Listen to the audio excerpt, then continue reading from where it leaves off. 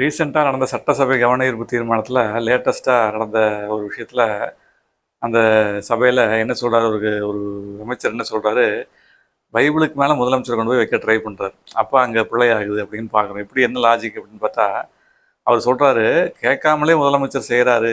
அப்படி இந்த இதெல்லாம் கார்லாம் வழங்கினாங்க பாருங்க, எம்எல்ஏஸ்க்கு கார்லாம் வழங்கும்படியான ஒரு உத்தரவு போட்டாங்க.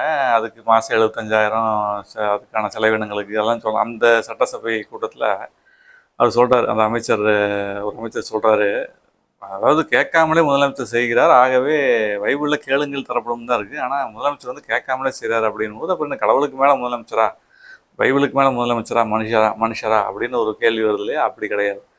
ஏன்னா பைபிளில் அந்த கேளுங்கள் தரப்படும், தட்டுங்கள் திறக்கப்படும்ங்கிற வசனத்துக்கு நிகராகவும் அதை விட கான்டெக்சுவலாக இன்னமும் ஆழமான வசனங்களும் இருக்குது. என்ன அப்படின்னா, வசனங்கள் நம்ம கூர்ந்து கவனிக்கும் பொழுது அது உங்களுக்கு வசனம் தெரிஞ்சவங்களுக்கு தெரியும், தெரியாதவங்களும் தெரிஞ்சுக்கலாம். என்ன அப்படின்னா, கடவுள் நம்மை நம்முடைய ஜபத்திற்கு முன்பாகவே, நம்முடைய நம்முடைய வாயிலிருந்து சொல் பிறவாதற்கு முன்பாகவே என்ன பண்ணுறாரு, நம்முடைய வேண்டுதல்களை அறிந்திருக்கிறார்.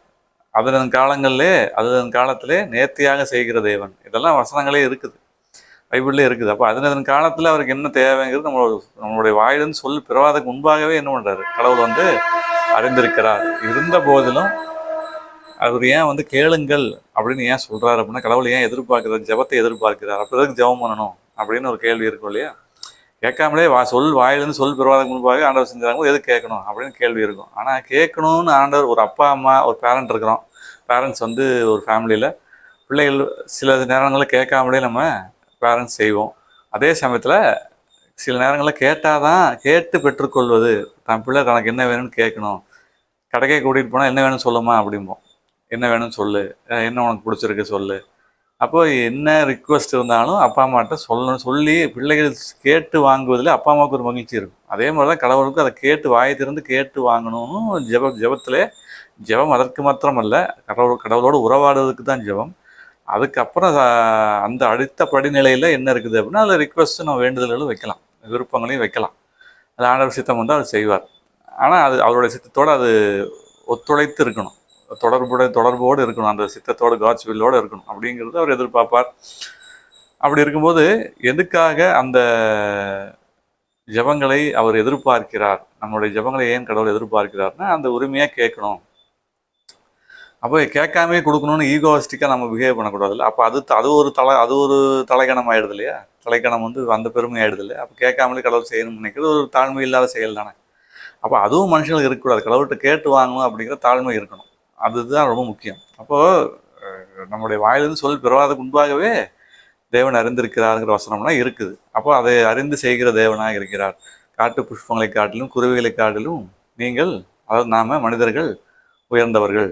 எத்தனை அழகான வசனங்கள்லாம் இருக்குது. அப்போது கேளுங்கள் தரப்படும் மாத்திரம் இல்லை, கேட்காமலே செய்கிற தேவனாக இருக்கிறாருன்னு பைபிளில் வசனங்கள் இருக்குது. கான்டெக்சுவலாக அங்கங்கே வசனங்கள் இருக்குது.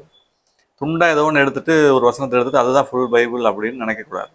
ஃபுல் பைபிளையும் படிச்சுட்டு பேசணும், இல்லாட்டி அவங்களுக்கு அதை தெரியாமல் பேசுகிறாங்கன்றதை அது ப்ரூவ் ஆகுது. அதே சமயத்தில் இது எதுக்கு கிளின்டனுடைய சொதப்பல், பிரசிடென்ட் கிளின்டனுடைய சொதப்பல், இவங்களோட சொதப்பல்களோட ஏன் நம்ம கனெக்ட் பண்ண வேண்டியது இருக்குது அப்படின்னா, உதாரணத்துக்கு ஏன் கிளின்டன்லாம் நம்ம பேசுகிறோம் அப்படின்னா, அது தனியாக அவருடைய ட்ராக் ரெக்கார்டுங்கிறது எவ்வளோ பிரச்சனை உள்ளதுன்னு நமக்கு தெரியும்.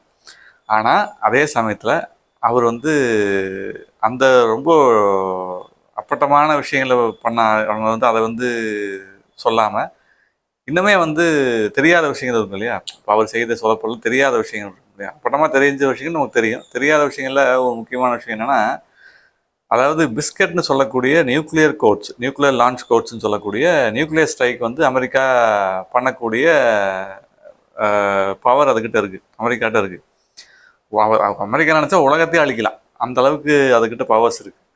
நியூக்ளியர் வார்ஹெட்ஸ் அப்படின்னு சொல்லக்கூடிய கிட்டத்தட்ட 50,000 60,000 வார்ஹெட்ஸ், நியூக்ளியர் வார்ஹெட்ஸ்ன்னு சொல்லக்கூடிய அவ்வளோ விஷயங்கள், மிசைல்ஸ்லாம் நியூக்ளியர் அட்டாக்ஸ் பண்ணக்கூடிய கெப்பாசிட்டி அமெரிக்காட்ட இருக்குது. அதுக்குடைய launch codes, electronic launch codes வந்து ஒரு பிளாஸ்டிக் கார்டில் இருக்கும். அது வந்து பிஸ்கட்னு சொல்லக்கூடிய கோட் நேம் வந்து பிஸ்கட். அதை வந்து கிளின்டன் என்ன பண்ணிடுறாரு, ஒரு டைம் என்ன பண்ணிடுறாருன்னா மிஸ் பண்ணிடுறாரு. ஒயிட் ஹவுஸ்லேயே மிஸ்பிளேஸ் பண்ணிடுறாரு, எங்கேயோ வச்சிடுறாரு. எங்கே வச்சாருன்னு தெரியல, பல மாதங்களாக அது வந்து கண்டுபிடிக்கப்படல. அது அவருக்கே தெரியல எங்கே வச்சாருன்னு. அப்படி ஒரு சம்பவம். அதே மாதிரி நியூக்ளியர் ஃபுட்பால்னு சொல்லக்கூடிய ஒரு கோட் நேம், அதே பிஸ்கெட்டுடைய நியூக்ளியர் சம்மந்தமான விஷயம் வந்து லான்ச் கோட்ஸ் வந்து ப்ரீஃப் கேஸில் இருக்கும், அதுலேயும் வச்சுருப்பாங்க. அதில் வந்து பல்வேறு கேட்ஜெட்ஸ் இருக்கும், பல்வேறு டார்கெட் ஸ்ட்ரைக்ஸ் இருக்கும். இதெல்லாம் வந்து எங்கெங்கெல்லாம் டார்கெட் அதாவது ஸ்ட்ரைக் பண்ணணும்னு அவங்க சந்தேகப்படுறாங்களோ அந்த இடத்துலலாம் அவங்க டார்கெட் பண்ணி வச்சுருக்கக்கூடிய இடங்களுடைய லான்ச் கோட்ஸ் இருக்கும். அந்த ப்ரீஃப் கேஸை ஒரு பக்கம் வச்சுட்டாரு, தெரியாமல் வச்சுட்டாரு. வச்சுட்டு அந்த மீட்டிங் முடிஞ்சு, அந்த கேதரிங் முடிஞ்சு வந்துட்டார். வச்சதே அவருக்கு தெரியல, அதை அங்கேயே விட்டுட்டு வந்துட்டார்.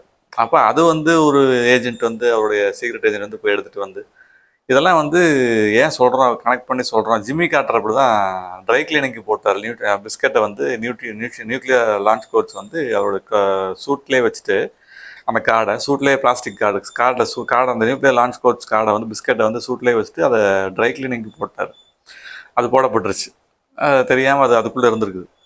அப்புறம் அதை ரிட்ரீவ் பண்ணாங்க. எதுக்காக இதை சொல்கிறோம் அப்படின்னா, அதாவது நியூக்ளியர் லான்ச் கோட்ஸ் எவ்வளோ முக்கியம், அதோட கெப்பாசிட்டி என்ன, அதே மாதிரி அதை எங்கேயாவது மிஸ்பிளேஸ் பண்ணிட்டு தேடிட்டு இருக்கிறது, எங்கேயாவது மிஸ்பிளேஸ் பண்ணிட்டு அதோடைய பவர்ஸை வந்து சரியாக யூஸ் பண்ண முடியாமல் போயிடுச்சு, இல்லை வேறு ஏதாவது மிஸ்யூஸ் பண்ணிட்டாங்கன்னா என்ன பண்ணுறது அப்படிங்கிற ஒரு நிலை இருக்கு இல்லையா. அதே மாதிரி தான் பைபிளை தெரியாமல் யூஸ் பண்ணுறது ஒரு ஒரு வாடிக்கையாகவே மக்கள் வச்சுருக்கிறாங்க. அதை பற்றி தெரியாதவர்கள், பைபிளை பற்றி முழுசாக தெரியாதவங்க என்ன பண்ணுவாங்க, அதை பற்றி இக்னரண்ட்டாக இருக்கிறவங்க, அறியாமல் இருக்கிறவங்க எதையாவது ஒன்று சொல்லிவிட்டு யாரையாவது எதையாவது ஒரு சம்மந்தம் இல்லாமல் வசனத்தை எடுத்து சம்மந்தமில்லாத நபர்களோடு பொருத்தி பேசுகிறது அது வழக்கமாயிடுச்சு பல பேருக்கு. அதனால் அது நம்ம அதை சுட்டி காட்ட வேண்டிய, அது தவறு எது சரி அப்படின்னு, எது தவறு எது சரின்னு சொல்லக்கூடிய பொறுப்பு, நம்ம ரெஸ்பான்சிபிலிட்டி நமக்கு இருக்குது இல்லையா. அதுக்காக நம்ம சொல்கிறோம்.